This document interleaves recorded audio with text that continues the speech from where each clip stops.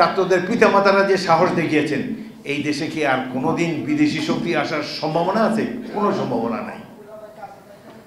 আমরা আমাদের পার capital income কম। 5ই আগস্টের আগ পর্যন্ত আমরা একটা দরিদ্র জাতি ছিলাম, কিন্তু 5ই আগস্টের পরে আমার মনে হচ্ছে এই পৃথিবীর মধ্যে সবচেয়ে সম্পদশালী রাষ্ট্র হলো বাংলাদেশ। তার কারণ আমাদের মানব সম্পদ আছে, এমনই মানব সম্পদ যারা নিরস্ত্র হয়েও হেলিকপ্টার গানশিপের বিরুদ্ধে ট্যাঙ্কের এপিসির সামনে বুক পেতে দিয়ে যুদ্ধ করতে পারে।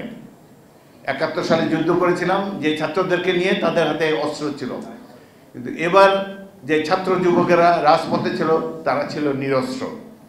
কিন্তু কি সাফল্যের সাথে, কি অসীম সাহসিকতার সাথে তারা মোকাবেলা করেছে এই ট্যাঙ্ক বাহিনী, হেলিকপ্টার বাহিনী আর এই আধুনিক মারণাস্ত্রধারী পুলিশ বাহিনীর বিরুদ্ধে।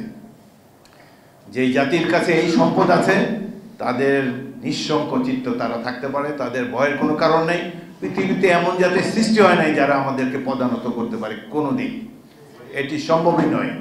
এটা দেখে এই পরিণত বয়সে আশ্বস্ত হয়েছি যে আমাদের দেশের স্বাধীনতা সার্বভৌমত্ব কেউ লঙ্ঘন করতে কোনো দিন পারবে না।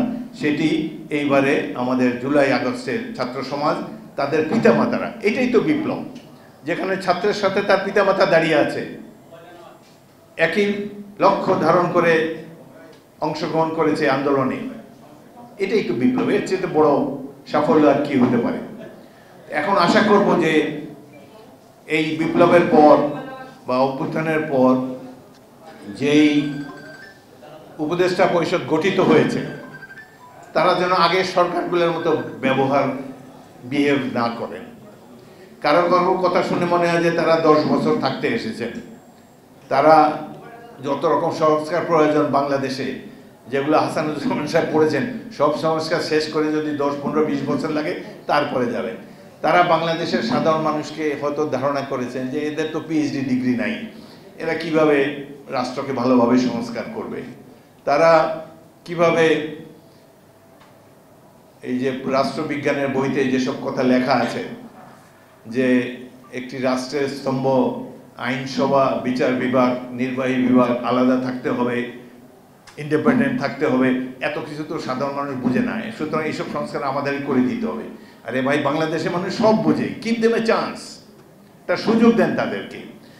রাজনীতিবিদরা এদের একটা বড় অংশ দুর্নীতিবাজ, কোনো সন্দেহ নাই, কিন্তু কয়েকটা নির্বাচন হলে পরিশীলিত হয়ে যাবে, তারা ছাঁকনির মতো দুর্বৃত্তরা বেরিয়ে যাবে, খাঁটি মানুষরা সামনে উঠে আসবে। Give them that chance, give them that opportunity. এই সুযোগই যদি তাদেরকে না দেন তাহলে কিভাবে? এই যে 3-4টে নির্বাচন হযরত শেখ হাসিনা করে গেল, এটা কি নির্বাচন? এগুলাতে কি পেয়েছি আমরা? এইভাবে জনগণের সাথে প্রতারণা বিশ্বে কোনো সরকার করে নাই তার নিজ জনগণের সাথে। কিভাবে ব্যাংক ব্যবস্থাকে ধ্বংস করে দিয়ে গিয়েছে, কিভাবে পুলিশ বাহিনীকে একটা দুর্বৃত্ত বাহিনীতে পরিণত করে দিয়েছে। 5ই আগস্টের পর কারা ক্যান্টনমেন্টে আশ্রয় নিয়েছে? 487 জন পুলিশ অফিসার সেখানে আশ্রয় নিয়েছে। এটা তো সবই দুর্বৃত্ত, খুনি, মানুষ খুন করেছে বলেই তো তারা ক্যান্টনমেন্টে আশ্রয় নিয়েছে। এই সেনাবাহিনী একটা ভুল কাজ করেছে এই দুর্বৃত্তদেরকে ক্যান্টনমেন্টে আশ্রয় দিয়ে। আমি নিজে লজ্জিত, আমি সেনাবাহিনীর প্রতিষ্ঠাতাদের একজন।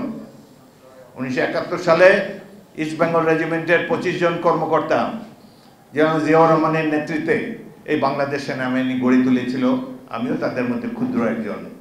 তো এই সেনাবাহিনীকে নিয়ে স্বপ্ন দেখি, এটা হবে জনগণের আশা ভরসার শেষ আশ্রয়স্থল। তারা ন্যায় বিচার নিশ্চিত করবে একজন নাগরিকের জন্য। তারা কেবলমাত্র ব্রিজ বানাবে না এবং অন্য সব ব্যবসায়ী কর্মকাণ্ডে অংশগ্রহণ করবে না, তাদের প্রধান কাজ হবে দেশ রক্ষা। কমিশন কতগুলা করেছে, সেনাবাহিনীর জন্য একটা কমিশন হওয়া দরকার। কি ট্রেনিং দেওয়া হয়েছে গত 16 বছরে এই সেনাবাহিনীকে? সেনাবাহিনীতে সবসময় ট্রেনিংয়ে ডক্টরিনে থাকে যে একটা শত্রু দেশ, তার অবস্থান এরকম, এর বিরুদ্ধে তার এই শক্তি, আমাদের এই শক্তি, আমরা কিভাবে এই শত্রু বাহিনীকে মোকাবেলা করব। কিন্তু বাংলাদেশ আর্মি ট্রেনিং ডক্টরিনে তো শত্রু বাহিনী ছিল না, কল্পিত শত্রু বাহিনী ছিল, তাদের কোনো বর্ডার ছিল না। এবং এই সেনাবাহিনী যাতে দেশ রক্ষা করতে না পারে সেজন্য 57 জন মেধাবী সেনা কর্মকর্তাকে হত্যা করা হয়েছিল পরিকল্পিতভাবে। আমরা বিএনপি থেকে কিছুদিন আগে সংবাদ সম্মেলন করে সরকারের কাছে জানিয়েছি যে আমাদের এই যে ভয়াবহ নৃশংস হত্যাকাণ্ড হলো 25শে ফেব্রুয়ারি তারিখে আওয়ামী লীগের ক্ষমতা আরোহণের সাথে সাথে এটার পুনঃতদন্ত পুনর্বিচার হতে হবে। আমরা অনেকগুলো 31 দফায় বিএনপির 31 দফায় অনেকগুলো সংস্কার কর্মকাণ্ডের রূপরেখা আমরা দিয়েছি অনেক বছর আগে।